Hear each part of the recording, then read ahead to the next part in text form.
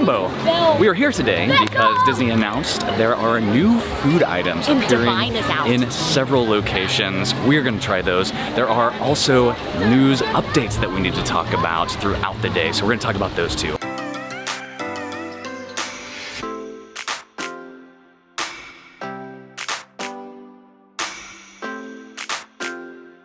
Divine is out. I love Divine. Here we go. This is Divine. If you're lucky enough, she will be out and about in this just kind of entry area at Animal Kingdom. Usually we see her whenever we go right and whenever we enter the park, and she's fantastic. So she's very camouflaged. She's the vine-covered lady behind me that is absolutely gorgeous on stilts. She's a lot of fun. She's awesome. It always makes me so happy when we get to see her. Okay, so we are going to try some new food items today. We have not eaten yet. It is almost lunchtime. I think we're gonna miss the new breakfast items, but we will cover those as well. And there have been several announcements this week that we need to go through. So we are doing double duty here. We are trying new stuff and we are going to talk through some of the news. Are you ready? Let's do it. We are here getting ready to enter Africa because we are headed to Harambe Market to check out the new food items over there. I am very excited for this.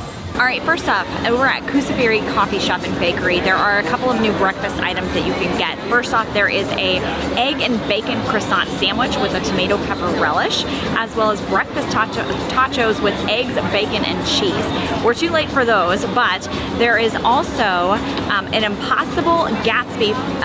It's a pita pocket with a plant-based picadillo, tomato pepper relish, and crispy potato sticks, and topped off with a plant-based aioli, as well as a harissa chicken wrap, which looks fantastic. It has a harissa chicken salad with vegetables and an avocado spread rolled up in a spinach tortilla. So we just made it to Harambe Market, which is kind of an outdoor food court of sorts.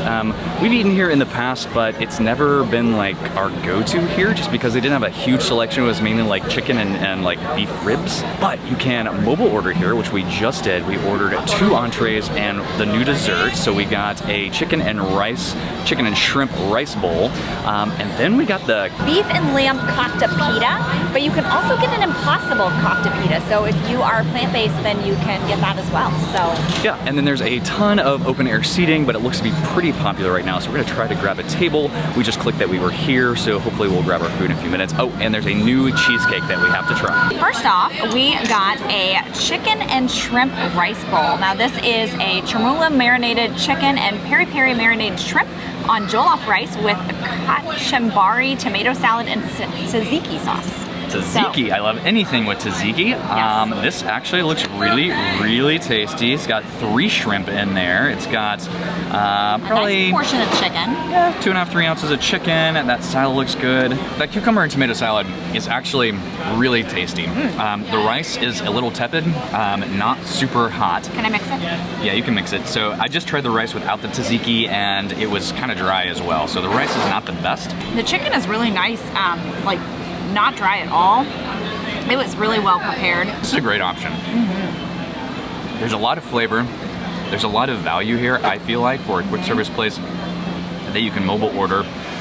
It is all outdoor seating. You can go get a rice bowl, like a build your own bowl in Satuli Canteen for about the same price with indoor air-conditioned seating, but this is a great option. I very much enjoy this. Yes. I am looking forward to our next item on the menu, which is the new beef and lamb kofta pita. This is a house-made beef and lamb kofta with a tzatziki sauce, chermoula, and house-made chips. I'm sure that the Impossible kofta is good as well, but I really like the lamb, so. I love this. It is very Mediterranean-esque. It's like that tzatziki and the cucumber and the lamb beef. Oh my gosh. I think this one is a fantastic option. The lamb is well done. It's got like 3 lamb kofta patties. The naan bread, I've had better naan bread. There's way better naan bread at like Sanaa. So that actually, it's a little dry. It's a little dry, it detracts from it just a little bit, but it's a solid option. I think I prefer the chicken shrimp rice bowl to this. Not that this is bad, but I do definitely prefer the rice bowl. How are the chips? I do like the chips. And then for dessert, we got the mango cheesecake. This is a mango passion fruit cheesecake. It's brand new. It's got a mango passion fruit cheesecake with a mango jelly on a coconut crust with whipped icing. It is $5.99. Holy cow, that's phenomenal. This is the best thing that we've gotten. That coconut crust is wonderful. The mango gelée is super fresh. I don't hate the icing. Normally I don't love icing, but it actually adds to it. Yeah, it's not too sweet. The cheesecake is super light and fluffy. It's not a dense cheesecake at all. It is almost like a gelatin cheesecake. I love this. This is super refreshing. I'm gonna eat every last bit of this. That is wonderful. I may get that as a local multiple times coming here. That was fantastic. Highly recommend that cheesecake. It's just a really nice, refreshing treat. Like, you know, it was light, it was fruity, but not too like heavy, and that coconut crust was just perfect. Up next, I'm standing outside of Tamu Refreshments. They have added a hard cider float here. So this is where you can get your Dole Whips in Animal Kingdom. You can get them on top of like orange soda. You can just get a cup of pineapple Dole Whip. But the hard cider float is new, and we're gonna try that for our next treat of the day. $14, Dole Whip and hard cider. I don't know, could be good, could be awful. Let's see. What you got there? Well, a very messy hard cider. Oh my god. This is not working so well. Oh my gosh, I don't know what's happening. It's like, it's bubbling over everywhere, but very good. I'm getting it all over myself. I didn't know what to expect with hard cider and Dole Whip, but apparently it starts fizzing and bubbling everywhere. Oh, this is funny. Better? Okay, now it's gonna stop bubbling over. Definitely don't walk away before asking them for a straw if they don't provide you with one, because that was next to impossible. It's really good though. I mean, like, I've got it running down my arms right now, which is gross, but the pineapple Dole Whip along with the hard cider, it's a nice combination, very refreshing. I enjoy this as long as it's not all over me. Leslie went to the restroom to wash her hands. That is actually pretty refreshing. The Dole Whip with the cider goes pretty well together. I would have liked some more carbonation in the cider. I think that all went away when it ever started fizzing over. But the flavors go well. You drank all the carbonation? Yeah. By the way, the menu says $14 and it was $13.85 total with tax and everything when we paid. So I'm not sure. That was weird. Weird, right? You would expect 14 plus tax, right? Right. So anyway, $13.85 is what we paid for this. Okay, so we are heading out of Africa, going to Pandora, walking on the back path, like by Festival of the Lion King. That is, in our opinion, the best way to get over to Pandora. We're headed to Pangu Pangu, which has some new menu items as well. First news story that was really interesting from this week is they released the proprietary show for the Disney Treasure. It is going to be Tale of Moana, I think is what they called it, right? Moana, make way, make way. But don't stop, keep going. If you've never been on a Disney cruise before, they all have Broadway style stage shows. And I'm not kidding when I say Broadway style, like these performers could be on Broadway. They are fantastic. We have seen Beauty and the Beast, we have seen Little Mermaid, we've seen some special Broadway shows that are just for the Disney Cruise Line ships. So this one will only be on the Treasure. The Treasure is the 6th Disney ship. It is launching next year at the end of 2024. In fact, the inaugural sailing is over the Christmas holiday week, which is super expensive. But you can also book that into 2025. It is going to be sailing 7-night sailings out of Castaway Cay. Honestly, there are some really cool IPs on the Disney Treasure. This one makes me want to book. Like a Moana stage show sounds fantastic. I'm pretty excited about it. It's going to be pretty amazing, I think. So Pangu Pangu is actually going to be offering a couple of new breakfast items as well. There is a decadent cinnamon roll. It looks quite tasty. It's got lots of icing with sprinkles on top of it. And then there's also a stuffed pancake sandwich. And so this is a pancake sandwich, just like it sounds. And it has sausage, a guava paste, egg, and cheese in it. If you don't want the guava paste, you can actually ask for that to be not included. And so if that's not your thing, but both are really great new breakfast options. Okay, breakfast only.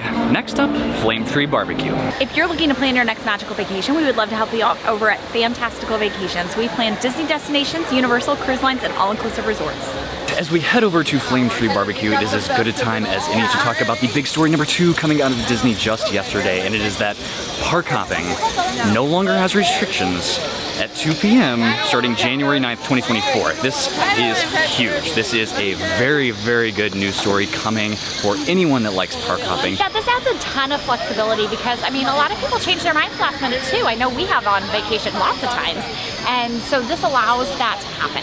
Super wobbly here. Okay, so we're at Flame Tree Barbecue, and the vegan or impossible burnt ends are very, very sad. Those, like, I don't even, it does come with a vinegar coleslaw, but these things are sad. What is it? Let's try them. $12 and something. I'll try one without barbecue sauce.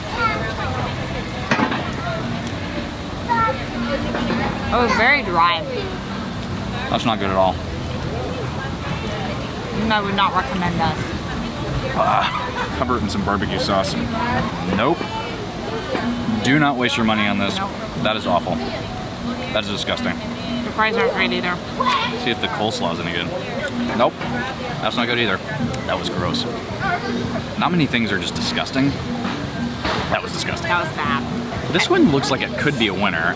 So this is French fries with pulled pork, barbecue sauce, and fake melted cheese on top. This actually looks pretty good. So this was a little over $8. $8.49. This is a snack credit. Look, it is, dare I say, Leslie face size. Our new unit of measurement here. That is a Leslie face size portion of fake cheese covering pulled pork with some barbecue sauce and French fries. Oh, that's actually really good. It's pretty good, yeah. It's not my favorite thing that I could get here at Animal Kingdom, but it's a nice little snack. And the fact that it qualifies for a snack, yeah, it was like $8.49 because it qualified as a snack grade. Compared to the Impossible Burn Ends, that's really good. So the next news story that we need to talk about, this one's not quite as big, but pricing has increased for several things here. So I guess depending on where you're coming from, it may be bigger. We have an annual pass, so we do not pay parking fees every time we come to Disney property. If you're staying at a Disney resort, you will not pay parking fees if you're driving your own car coming to Disney property. However, if you're not, you will, and it's going to be more expensive than it used to be. So parking for daily guests, standard parking, increased from $25 to $30, which actually matches the standard parking over at Universal Orlando Resort now. Right. So both are $30. This was one where Disney had the edge. Disney still has the edge because if you're staying at a Disney resort, you don't have to pay that parking if you're driving your own car, whereas Universal you do. But now they're both $30.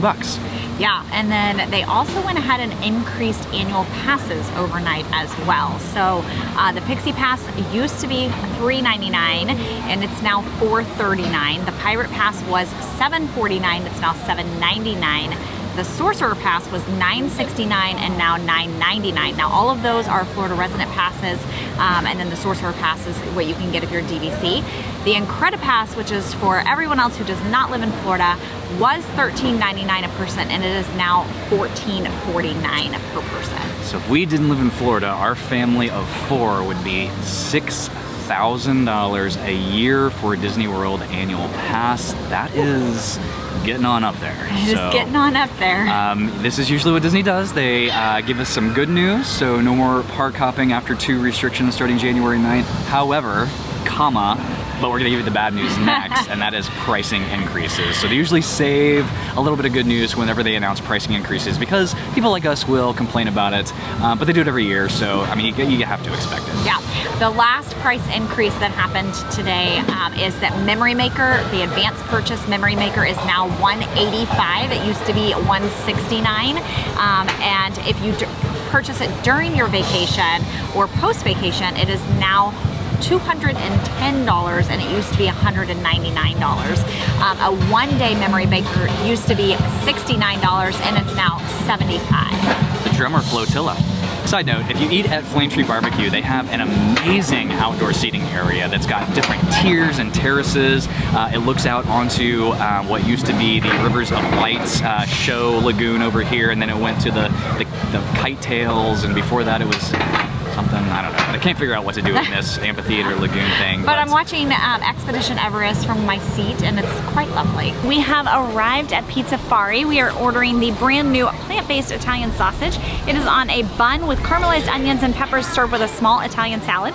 It's $10.79. So we are gonna try that out and let you know what we think. We have made it to Dawamar, back in Africa. We're just going in circles here to enjoy a margarita. This is not new on the list, but it was needed after today. But it's always a good solid choice. This is the plant-based Italian sausage. It's got caramelized onions and peppers on top of it. Smells good. It smells delicious. It comes with a little side salad, right? It did, but I didn't want the side salad, so I didn't take it. So it came with a side salad with Italian dressing, but I left it there. You ready? Let's do this. The bun is super soft, which is nice. It's like fresh. It's got a lot of spice to it, which is really, it's quite lovely. Like the flavors all together. The sausage itself is I think really good. It's nicely done. Like I couldn't tell that it was a plant-based sausage. The flavor is very, very good. It's a little bit softer, I guess, than a regular sausage in a casing. Yeah. But which I'm not upset about. I know, I kind of like it. This is fantastic. I would get it again. Normally we don't go to Pizzafari just because it's just the standard pizzas and they're not that great. Yeah. But this is actually a really good option. Now, this is better than what you can get over at Flame Tree Barbecue as plant-based or vegan. Well, at least the burn ends. Do they have anything else there? I don't know. Okay. But yeah, this is definitely better than the vegan burn ends over Flame Tree Barbecue, and quite a bit of kick to it. Yeah. I'm not sure if that's the peppers and onions on top or if that's the sausage itself, but either way, it's really good. There's a good amount of spice in there. I like that a lot. Yeah, I do too. Thanks so much for joining us today for news and new food in Animal Kingdom. We absolutely love this park, especially Dawamar. Yes, yeah. So if you are liking these videos, please hit that like and subscribe button so you don't miss the next one. And we will see you on the next video.